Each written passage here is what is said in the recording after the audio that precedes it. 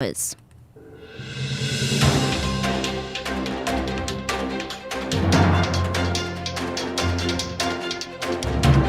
news from Guyana, the region and the world. Compiled in the News Talk Radio newsroom and powered by DemeraraWaves.com.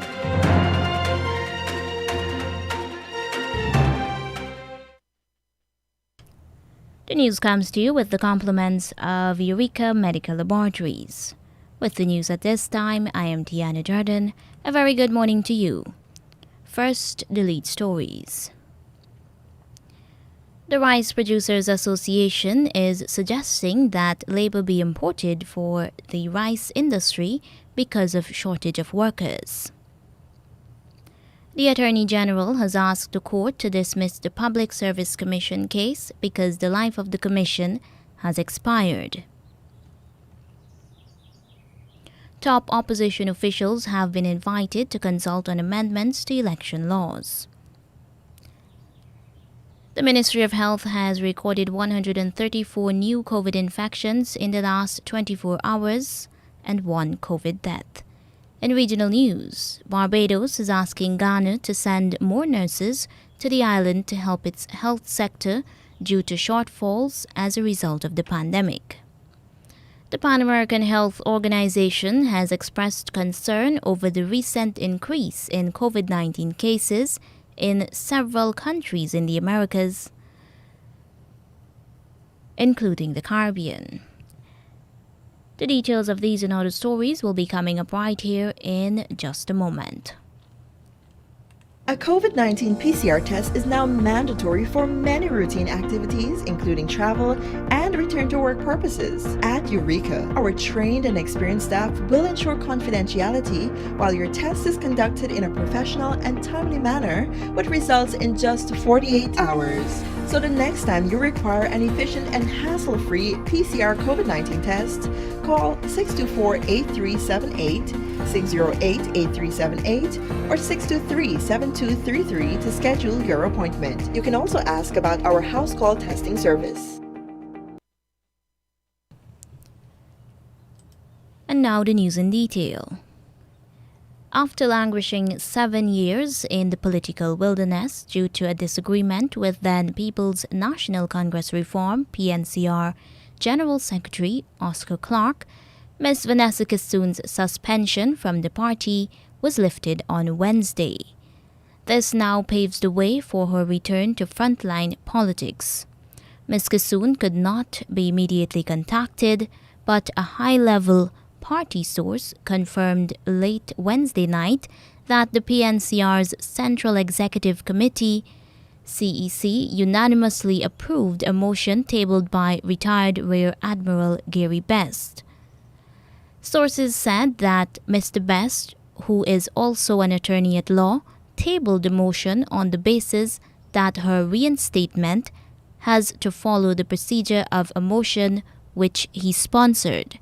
The motion was reportedly seconded by veteran executive member Aubrey Norton, who, like Ms. Kissoon, is from Linden, Region 10, Upper Demerara, Upper Berbice. Wednesday's vote had its genesis in a letter that PNCR General Secretary Amna Ali read to the Central Executive Committee in making out a case for Ms. Kissoon's reinstatement. The source said that Ms. Ali's letter essentially stated that it had been several years and both Kissoon and then PNCR General Secretary Oscar Clark had settled their differences. Back in June 2014, Ms. Kissoon and Mr. Clark had had an altercation at Congress Place over control of the keys to the PNCR's office in Linden when the now late Sandra Adams had been appointed PNCR Region 10 Coordinator. Kissoon had accused Clark of slapping her. Incumbent PNCR leader David Granger had suspended Ms. Kissoon from the party, a decision he had defended in light of accusations that he had acted unconstitutionally. The division between Mr. Granger and Ms. Kissoon had dated back to 2012 when the opposition had initially backed the then government's plans to remove a subsidy on electricity tariffs in Linden. Under pressure from supporters in Region 10, the then opposition had quickly backpedaled. The Rice Producers Association, RPA, is floating the idea of importing labor for that grain industry because of a shortage of workers due to lower birth rates. RPA President Lika Rambridge says that while no application has been made to the government to grant work permits, he says the importation of labor is urgently needed. For us to address this situation immediately, government need to import labor, and the importation of labor need to come urgently, because with the growing expansion in all industries and the country in the verge of development, I don't think we can able to address the situation with what we have on our hand presently. He told News Talk Radio Guyana that the labor shortage started years ago and is linked to when Guyanese migrated, and at the same time those remaining here have been producing 1 or 2 children instead of 12 or more. The RPA president said a non-governmental organization, Voices Guyana, which looks into the welfare of migrants and asylum seekers, has been approached to determine whether there are Venezuelans, Cubans, and Haitians who would be available to work. Among the workers in short supply, he says, are harvester and tractor operators and field workers. The Attorney General, Anil Nandlal, has asked the High Court to dismiss the Police Service Commission case, saying that the life of that commission has expired. At the same time, he admits to the court that he has no record of similar cases in any other country to support his arguments. The Attorney General has argued that there was never a precedent, since it is accepted that when the life of a commission expires, cases are withdrawn. Judge Gina Prasad has questioned the non-existence of case laws, since the matter is delicate and important to the society. Judge Prasad also questions what happens to cases filed by commissions whose lives are always time-bound. The AG says a ruling will set a guide or precedent on how the commission should conduct themselves. Attorney for the PSC, Dexter Smart, in his submissions, told the court that, firstly, the PSC matter was filed in July, but the commission's life ended on August 8, 2021. Attorney Smart also says the court is bound to answer the question of the authority of precedents regarding the suspension of commissions, and that the matter filed are of public interest. Judge Prasad indicated that he is likely to hand down his decision in January 2022. He asked the lawyers to submit references if they come up with any in further research. Leader of the Alliance for Change, AFC, Kemraj Ramjatan, says the Irfan Ali-led administration is attempting to change the electoral laws, although there is a law reform commission. The government has circulated a draft amendment Representation of the People Act for consultation. But Mr. Ramjatan told the Indering social media show that the commission was lawfully established by the previous PPP administration prior to 2015 and is now excluded from efforts to change laws. The Attorney General and the government of Guyana, they formed what is called a Law Reform Commission. And they were very adamant that the Law Reform Commission must have a say as to every major piece of legislation to be amended or to be brought in the parliament.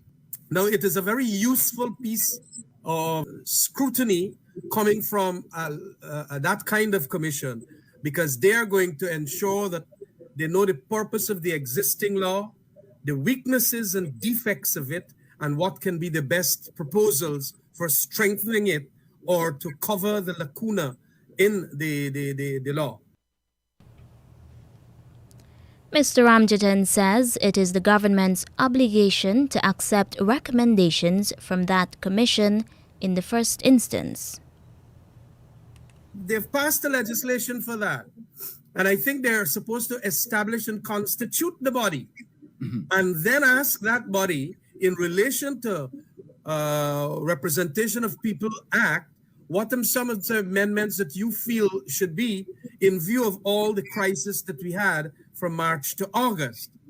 They have not utilized that bureaucracy or what you might want to call another stage. They have now gone what Anil thinks, what Jagdeo thinks, and they want to change the law.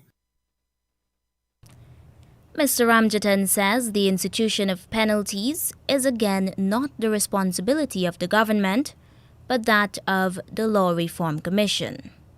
Now, this is an especially sensitive piece of legislation because it does not only include subdividing Region 4, which is the largest region that comprises of about 70% of the voters in the country, but they have also, I think, expanded or increased, the imprisonment for a number of offenses. And offenses like those had to be, of course, again, something that should be recommended by our Law Reform Commission, something that ought to be recommended by even the GCOM, because the GCOM also is a body that can advise and make recommendations for legislative changes in the law in view of past elections that had problems. The AFC leader believes that the government wants to change the electoral laws to marginalize GCOM officers who are before the courts for election fraud offenses. Then waiting them, they go on and do their own thing to ensure control. And they are going to be on a propaganda exercise, really mauling those who and the officers and so on that have been charged and all kind of thing to make the case for their thing, for their amendments. And so two very top quality institutions of our country, GCOM and the Law Reform Commission, have been literally been abandoned now, although you have them in existence in relation to matter that GCOM itself and the Law Reform Commission ought to have a say in. And that is what makes this thing so, difficult to accept at this stage. Leader of the AFC, Member of Parliament, Kamraj Ramjatan.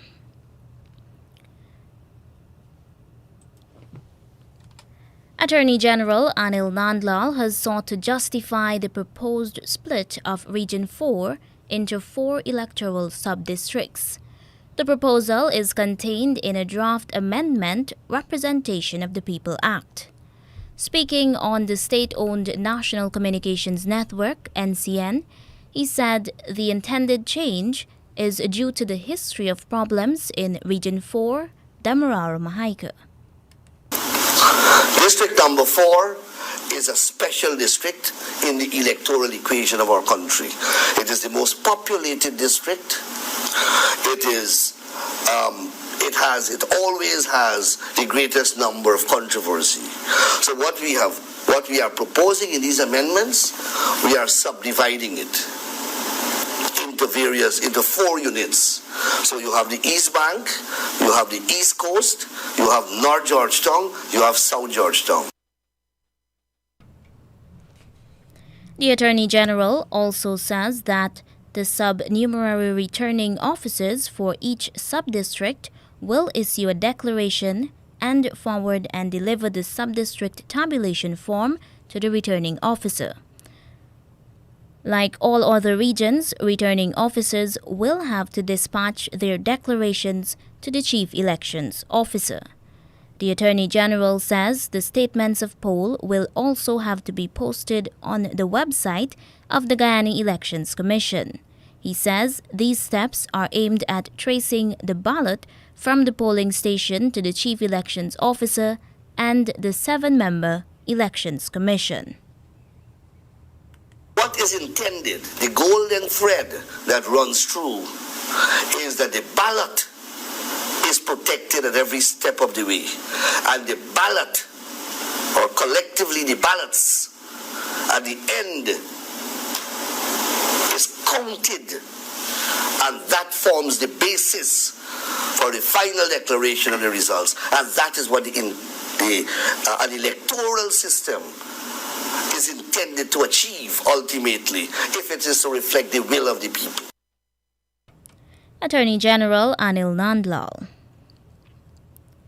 Minister of Governance and Parliamentary Affairs, Gail Teixeira, says that the Guyana Elections Commission, GECOM, opposition leader and former President David Granger have been invited to consultation on amendments to election laws.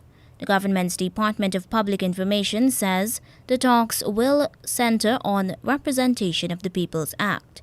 Minister Teixeira was quoted as saying that GECOM can submit its recommendations as a body or through individuals from the Commission.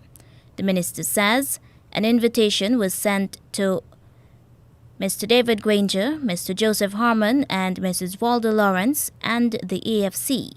Opposition leader Joseph Harmon says he has not received such an invitation. The PNCR's Office of the Leader of the Party says no invitation has been received for Mr. Granger.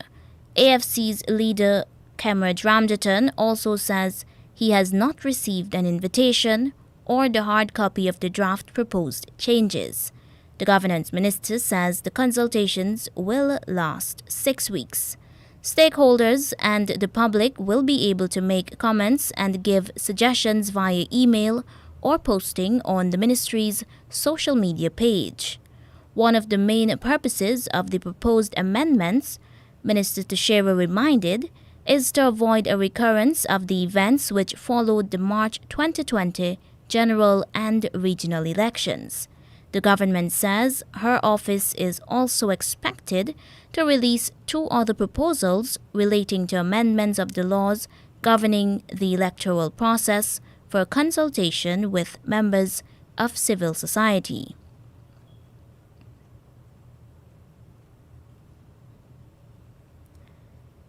The latest data from the Health Ministry shows 134 new COVID infections have been recorded in the last 24 hours.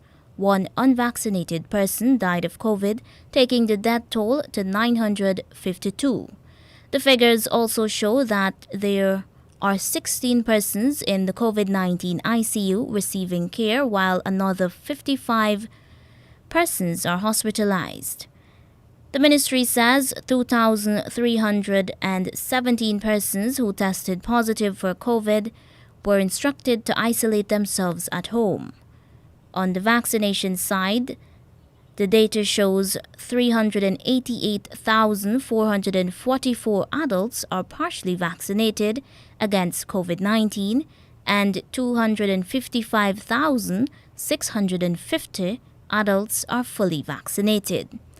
There are 28,045 children ages 12 to 17 years old partially vaccinated and 19,138 are fully vaccinated. The ministry says vaccines are available for the public, including the Pfizer jab. There is no first dose of the AstraZeneca vaccine. And now in regional news.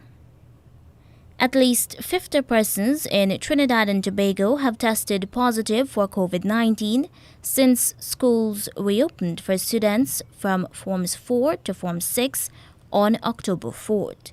Loop News reports that statistics reflect confirmed infections up to November 5 and were provided by epidemiologist Dr. Avery Hines.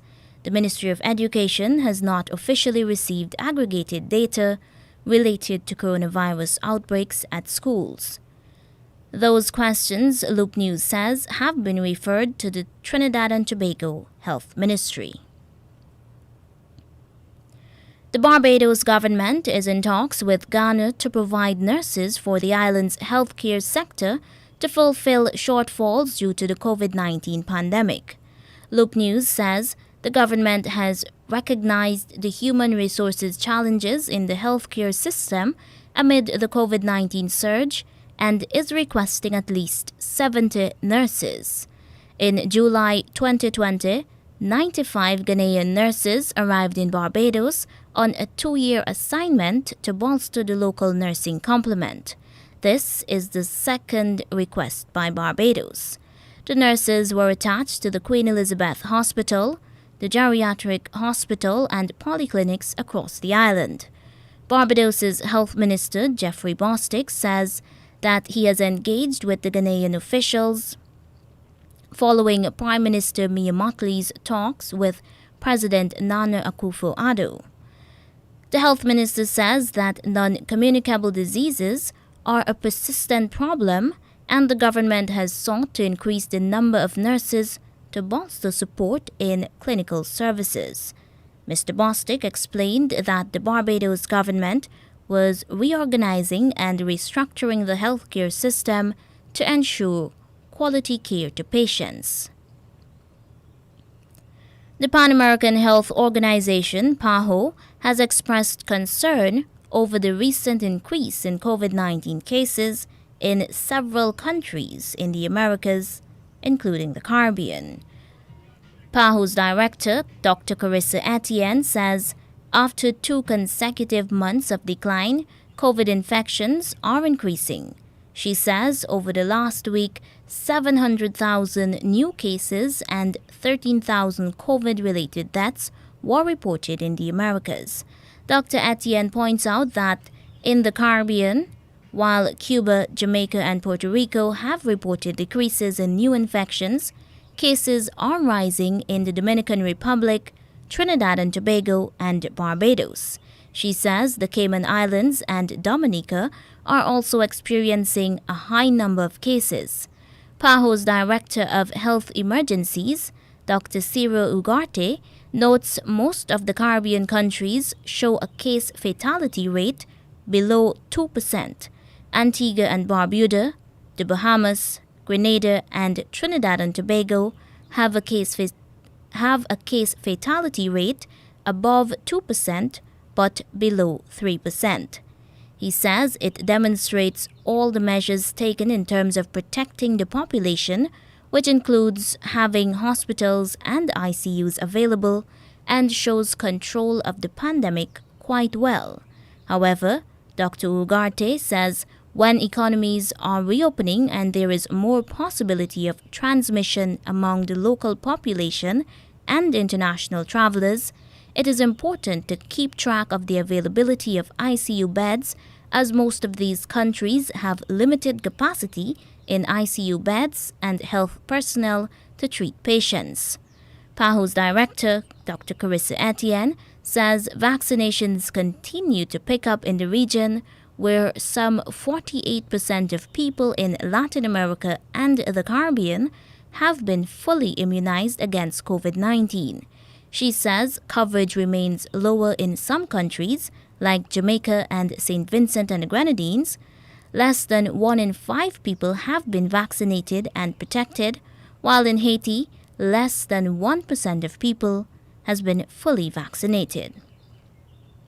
The PAHO director says this inequity must be addressed, as she notes the organization is committed to helping countries in the region secure the vaccines they need.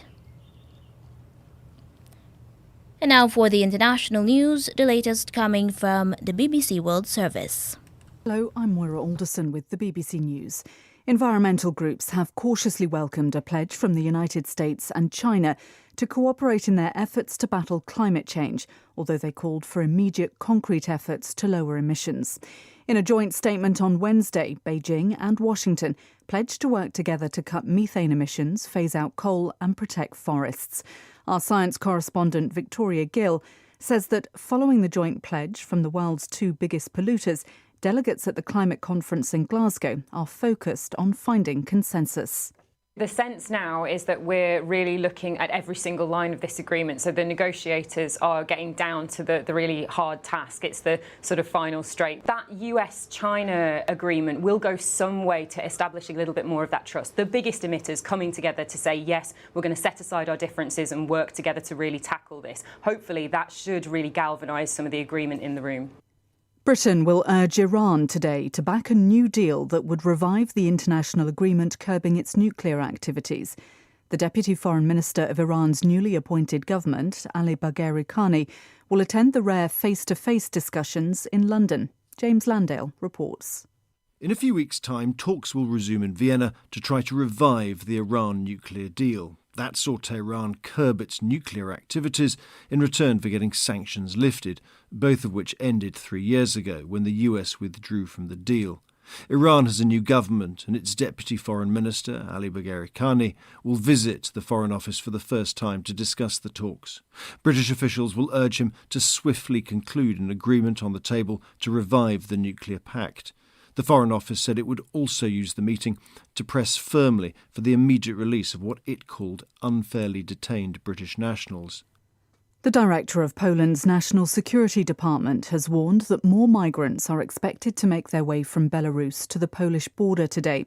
Stanisław Żaryn said officials were expecting more violence and clashes with the security forces. Several thousand migrants have become stranded at the border, caught in the escalating international row. Our correspondent in Warsaw, Adam Easton, said things could soon get much worse. This has the potential to become a humanitarian crisis with those hundreds of people sleeping in tents overnight with the only heat they can get is from campfires. The temperatures are forecasted to go lower and lower, and it would just become dangerous to people's lives to be sleeping overnight in tents at the border. Polish police have also said that several hundred migrants gathered on the border south of that camp, but they were prevented from crossing by, again, masked Polish service people. World News from the BBC.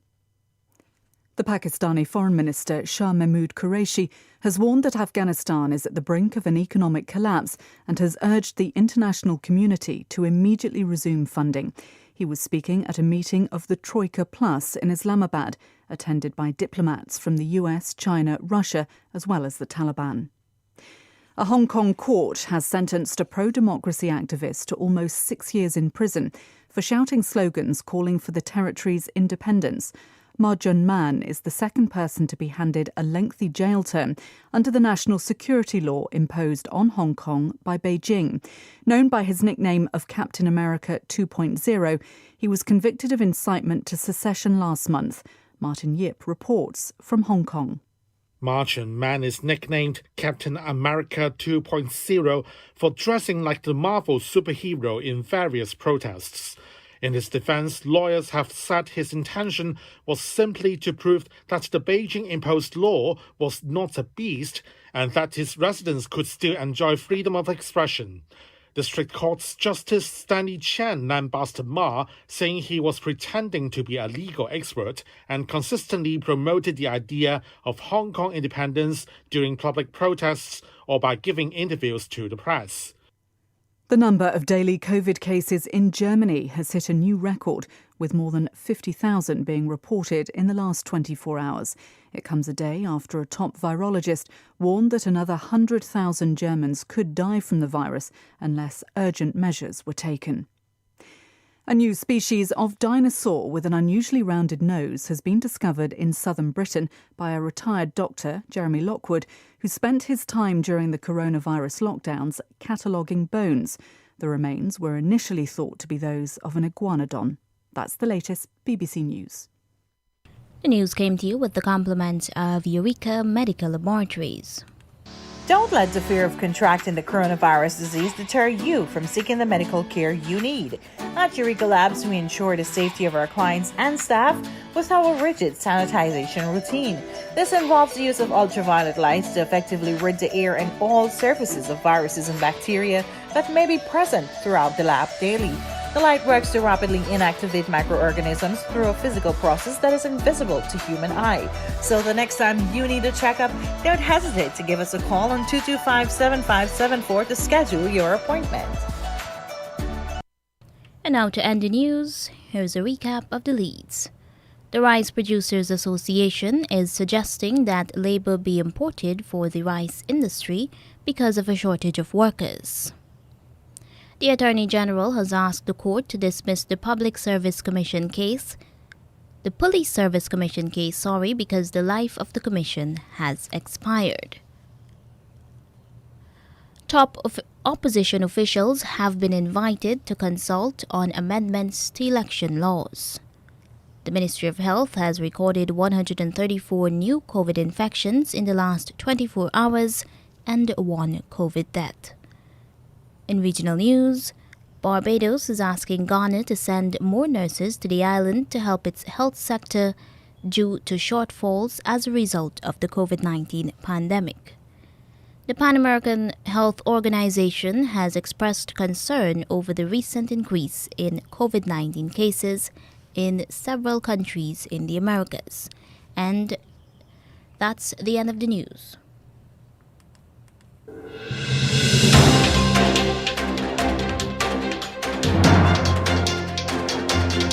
This has been the news, compiled in the News Talk Radio Newsroom.